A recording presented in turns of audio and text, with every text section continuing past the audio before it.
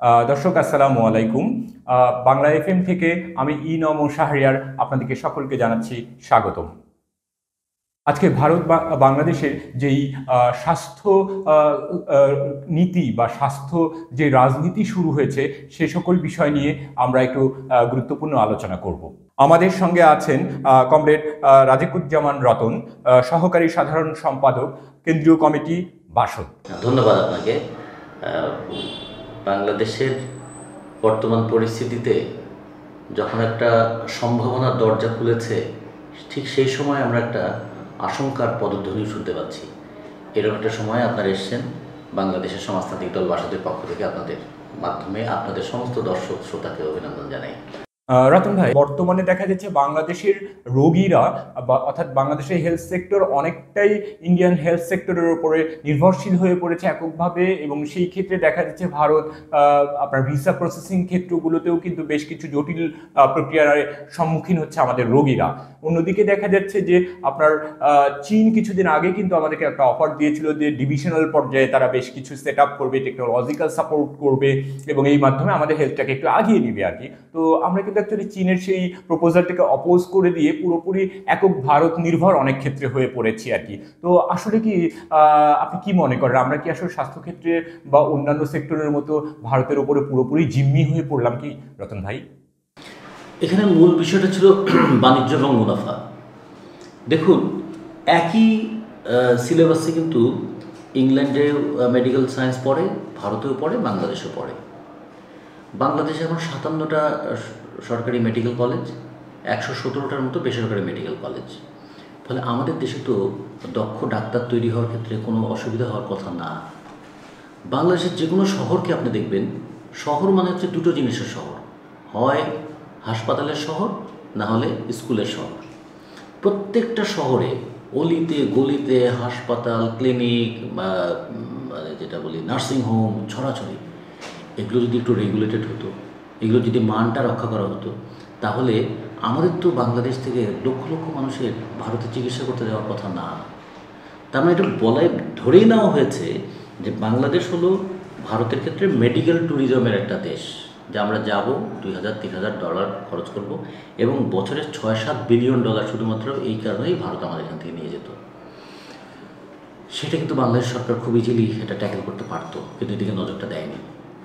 2 নম্বর হচ্ছে, এখন যদি ভারত তারা বলে বাংলাদেশের রোগীদের ট্রিটমেন্ট করবে না, সো হোয়াট?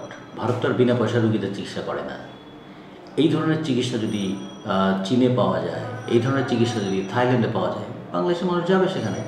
কিন্তু চীনে অথবা থাইল্যান্ডে ঘোরাঘুরি করার চাইতে সবচেয়ে বেশি তো দরকার রংপুর অঞ্চলের মানুষ যেন রংপুর মেডিকেলের ট্রিটমেন্টটা পায়, বরিশালের মানুষরা যেন বরিশালের ট্রিটমেন্টটা পায়, চট্টগ্রামের মানুষরা যেন চট্টগ্রামের ট্রিটমেন্টটা পায়।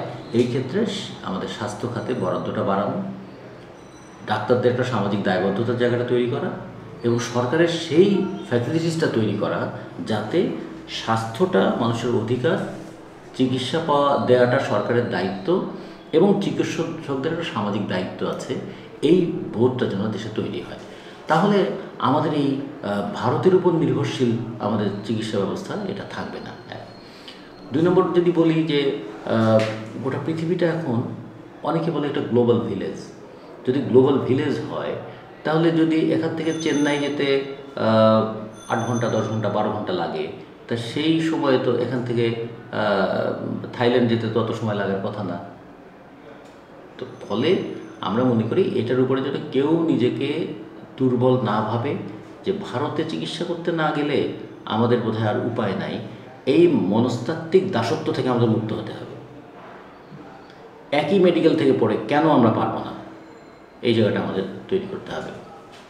ফলে আমরা মনে করি যে এইটা ভারত যে চাপ তৈরি করার চেষ্টা করছে, এই চাপটা দিন শেষে আমাদের জন্য ভালোই হবে। আমরা অন্তত মেডিকেল সায়েন্সের ক্ষেত্রে আমরা তার অ্যাপ্লিকেশন ক্ষেত্রে স্বাবলম্বী হয়ে উঠব। তো আর আবার ধরুন যে ভারত যদি পেঁয়াজ আমদানি বন্ধ করে, বাংলাদেশ রপ্তানি বন্ধ করে দেয়, সো হোয়াট? আমাদের 36 লক্ষ টন পেঁয়াজ দরকার, 30-32 লক্ষ টন দেশে মানে উৎপাদনই হয়। আমরা যদি জনগণের মধ্যে এরকম বলি যে দিনে আপনি 5টা পেঁয়াজের জায়গায় যদি 4টা পেঁয়াজ খান, তাহলে কিন্তু পেঁয়াজের এই কৃত্রিম ক্রাইসিসটা থাকে না। আচ্ছা, বাংলাদেশে 2,80,00,000 টন চাল লাগে, ভারত থেকে 5 লক্ষ টন চাল না আনলে কি আমাদের দেশের মানুষ না খেয়ে মরে যাবে? 2,80,00,000 টনের জায়গায় 5 লক্ষ টন কী এমন বিষয়? ফলে মানুষ যদি মনে করে আগে আমাদের গ্রামের মানুষরা সপ্তাহে একদিন করে মুষ্টির চাল সংগ্রহ করে রাখতো না, তো সপ্তাহে একদিন যদি একবেলা একটু কম খায় তাহলে তো আমাদের চালের ক্রাইসিসটা দূর করা সম্ভব। তারপর জনগণের মধ্যে সচেতনতা তুললে এটা সম্ভব। কিন্তু যদি কর্পোরেট বাণিজ্য থাকে তাহলে তার কৃত্রিম ক্রাইসিস দেখিয়ে তো মুনাফা করবে এইখানেই কিন্তু খেয়াল করবেন, মুনাফা বনাম মানুষ, এই দ্বন্দ্বটা যখন থাকে তখন এই ক্রাইসিসের দোহাই দিয়ে ব্যবসায়ীরা জনগণের পকেট কাটে। সরকারের অ্যাটিটিউডটা হচ্ছিল ক্রাইসিসটা এই সমাধান করার জন্য এই পদক্ষেপ, কিন্তু যখন ব্যবসায়ীদের সরকার হয়ে যায় তখন সে ক্রাইসিসকে সুবিধা হিসেবে নেয়। যে কোনো একটা জনগণের মধ্যে অসুবিধাটাকে চাপিয়ে দিয়ে সে তার বাণিজ্যিক সুবিধাটা, ব্যবসায়িক সুবিধাটা, অর্থনৈতিক সুবিধাটা নিতে চায়। এই জায়গায় একটা রাষ্ট্রের মধ্যে একটা আলোড়ন তৈরি হওয়া দরকার, যে একটা ডেমোক্রেটিক অ্যাটিটিউড থাকা দরকার রাষ্ট্রের, এবং জনগণের একটা ডেমোক্রেটিক রাইট থাকা দরকার যে আমার দেশের চিকিৎসার ব্যবস্থা রাষ্ট্র করবে না কেন। তো ভাই, আপনাকে অনেক অনেক ধন্যবাদ আপনার মূল্যবান সময় দিয়ে আমাদের সঙ্গে থাকার জন্য। আর বিশেষ করে আপনার এই অবজারভেশনসগুলো আমাদের জাতীয় জীবনে আশা করি যে আমরা একটি ভালো পরিস্থিতির দিকে এগিয়ে যাব ইনশাল্লাহ।